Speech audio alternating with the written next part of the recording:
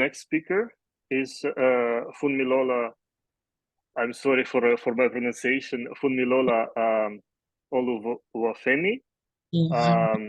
Funmilola is Assistant Chief Scientific Officer at Nigeria Space Agency, and she will tell us about microgravity platforms and how they're developing in Africa. So, Funmilola, the floor is yours, please. Okay.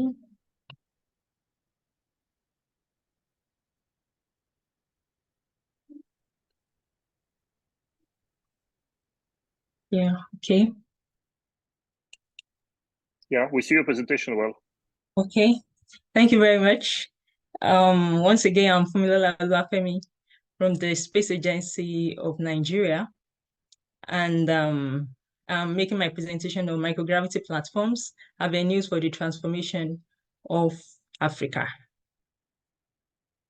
So, as a way of introduction, there are so many global challenges that are also specific to Africa, and some of them include food insecurity, environmental challenges, and of course, economic recession, amongst diverse others. And so, what is the solution? What's the solution? A direct solution is everybody playing his parts. I play my part, you play your part, and then we have something good coming from everyone, which is what we are actually doing right now, collaborating and then trying to find solutions here and there to global challenges, and some of them that are also specific to Africa. So, this next slide is on space science and technology as a solution to these challenges. So speaking about microgravity, I first need to say something brief about gravity. So gravity is present on the Earth everywhere. That's what is making me and you to be able to see it right now. If you carry something and you put it somewhere, that's what makes them to stay where you have kept them. From this pictures here, we can see that we are actually on the Earth. So many people make that mistake and they say we are in the Earth. We are on the Earth. We can see it from this first picture, and it's gravity that is making everything to stay together and not falling apart. So where does the space region start from? The space region starts at an altitude of 100 kilometers. That's above the sea level.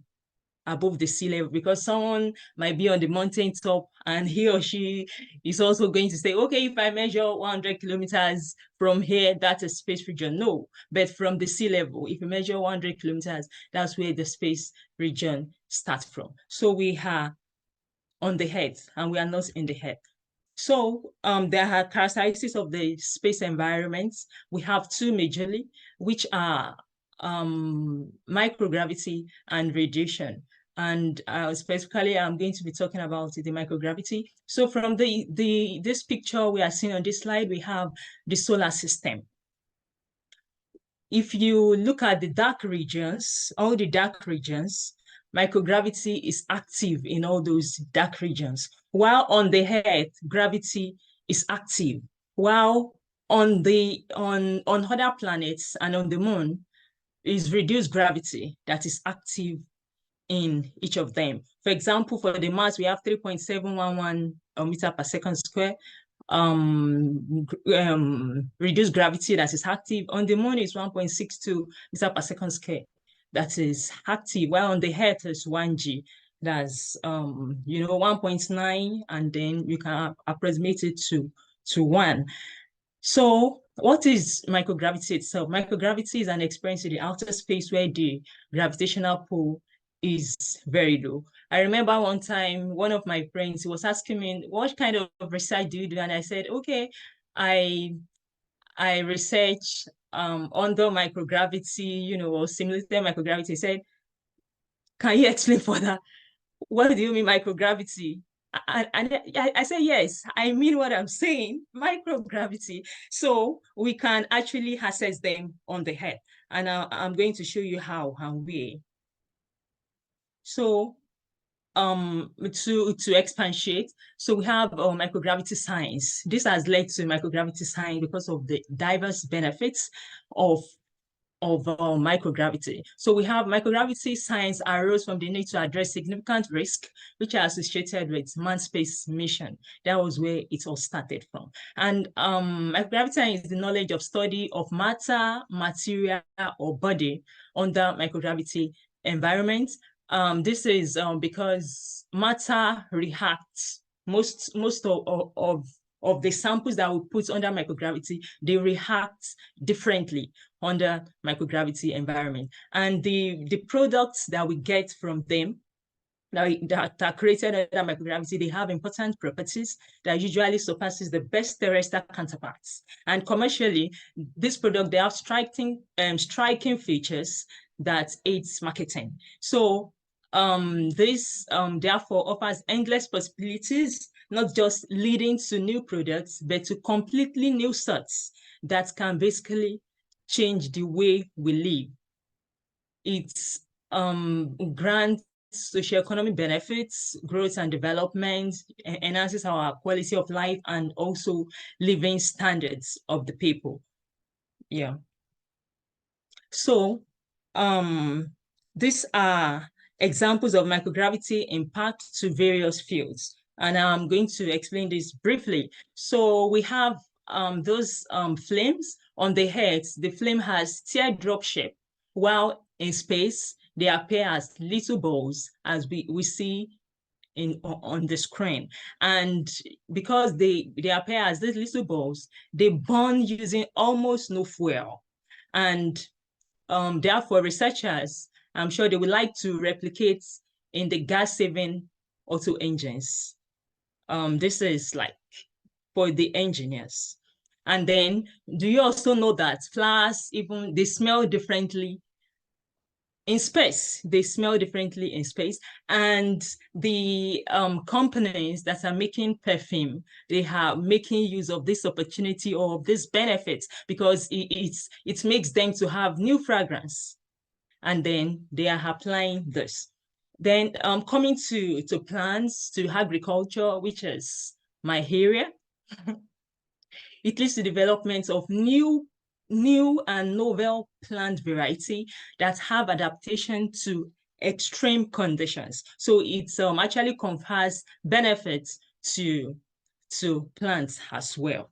And then going with the last picture, in this last picture here, we have protein and material crystals. And under microgravity, the pharmaceutical companies, they are making use of this because proteins are used to make new drugs. And how? This is because under microgravity, proteins, they can interconvert their structures, which is not possible under normal Earth gravity conditions.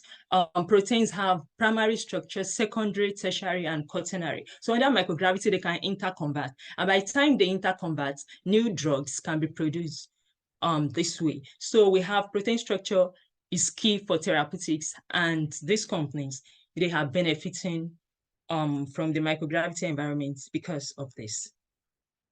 So what are the benefits of microgravity science? Just to buttress it, so we have there are impossible experiments under gravity that are performed under microgravity, and then we have several specimen samples like human, even animals, plants, and cells, and microorganisms.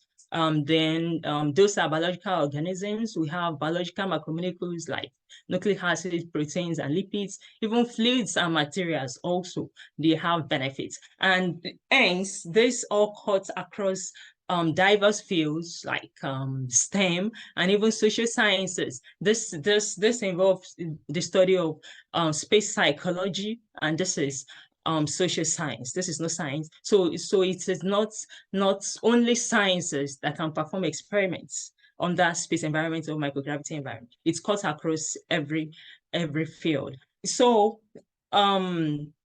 therefore, we have specific benefits, which I'm going to mention again. We have the design of more efficient therapies and better vaccines are possible. And then we have stronger and more conductive materials, are possible under microgravity environments. And then novel plant varieties of improved adaptation to extreme environments, which I've mentioned before. So these are the diverse microgravity environments that are currently available. And then we have them under two major groups. We have the real microgravity facilities, and then we have the ground-based microgravity platforms. And under the real microgravity facilities, we have two major groups also. We have the orbiting and the non-orbiting. For the orbiting, we have the space laboratory and the autonomous microgravity laboratory platforms, while under the non-orbiting, we have the drop towers, the Sunday rocket or suborbital rocket. We have the parabolic flights, the balloon. I have some of their pictures here. And then for the ground-based microgravity platforms, we have the microgravity analogs, which involves the immersion and the long duration bed rest. Then we have the microgravity simulators, which includes my clinostat, random positioning machine, rotating wall vessel, magnetic levitation device, and then the large diameter centrifuge, in which this contributes to microgravity studies due to the reduced gravity paradigm. So these are characteristics of this facility that will make someone to be able to choose correctly which platform I'm going to use for my experiment. But because of the time, I will not be able to explain them individually. This is for the ground based microgravity platforms, and these are the characteristics as well that will also make someone to choose the best platform to use for his experiment. So we have microgravity experiments opportunities. So these are the opportunities that we have. Under the real microgravity platforms, we have several companies that offer payload services. We have the NanoRocks in the US, the Space Tanko, the Space Application Services in Belgium with ICE cubes. We have the IS in Netherlands. And then UNOSA also sponsors some of this, some experimental space flights. All you need to do is just to be conversant and go to UNOSA website, and you apply when they are called for. And then we have the autonomous microgravity laboratory platforms. We have unmanned autonomous remote controlled miniaturized microgravity labs, such as the Space Farmer. Then we have the Vega C CubeSat launch, which is provided by UNOSA as well. Then we have the Drop Tower in Bremen, Germany, and UNOSA also collaborates for the drop tests. The suborbital rockets, there are opportunities in the US, Germany, France, Japan, and China as well. And then we have the Airbus also. There are available platforms where we can collaborate to have our experiment performed. And then we have the ground-based microgravity platforms, like the long duration bed rests. There are Russian investigators that are experimenting using this platform. And then we have the water immersion as well, that is available in the Russian Scientific Testing Institute of Aviation and Space Medicine, which is now called Institute of Biomedical Problems. And then we have the microgravity simulators, clinostat. Luckily, UNOSA provided many clinostat few years ago, from 2013 to 2015. And then they are available in these African countries: Nigeria, Ghana, Kenya, Ethiopia, Algeria. They are available there. You can check that link to know which organization specifically has them, and then you can contact them. Then we have the ride-on positioning machine is also common. and many of them are developed in Japan and the Netherlands. The rotating wall vessels, we have that's in NASA, in ESA as well. And then we have the magnetic levitation devices, also available in Netherlands and also at Brown University, USA. And we have the GNOSA hyperGES, that's hypergravity experiments that also contribute to microgravity. And that's also in the Netherlands as well. So we have, this is me in the laboratory in NASRDA, the Space Agency of Nigeria, experimenting with plants. And this clinostat that is available, we use it for research for simulated microgravity and as well simulated reduced gravity, because there is a way we can tilt the clinostat to the gravity of the moon or of Mars or whichever planet, and then we do our research and have our data and results. So, having discussed the benefits of microgravity platforms and the diverse microgravity opportunities, let us make use of these avenues for the transformation of Africa. I'm still very happy being a space life scientist, even if I'm not yet an astronaut. Thank you for your attention. And these are some of the references that I used. Thank you so much. I wish you to be astronaut very, very soon. If you put the goal and be. Yeah, thank you for sharing your contacts. So if anybody interested in from attendees in contacting, please go ahead, make screenshots and reach out.